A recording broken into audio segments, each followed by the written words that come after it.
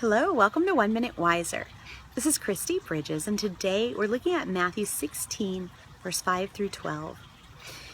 They crossed the lake, and the disciples realized, I'd forgotten to pack the bread.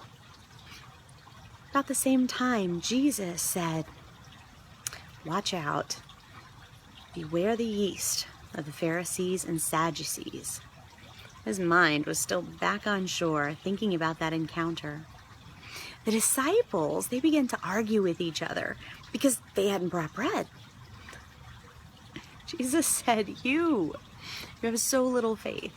Don't you remember the 5,000 I fed with 5 loaves and the baskets of leftovers you picked up? What about the 4,000 I fed with 7 loaves and the huge baskets of leftovers you picked up from there? Don't you understand? And the disciples finally understood.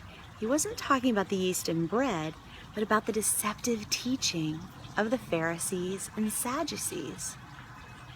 You know, it's our natural tendency all the way back from the Garden of Eden that when we want to make a good impression and we feel like someone is catching us doing wrong or neglecting our duties, we suddenly fight amongst ourselves and try to shift blame.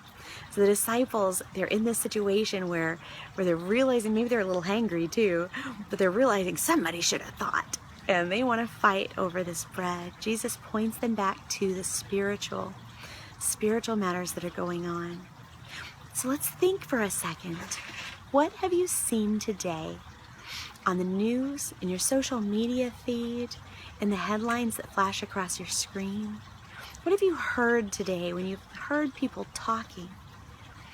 What have you heard or said about God or in church or trying to encourage other believers that causes people to rise up, maybe in anger or in judgment or in pride? That's yeast.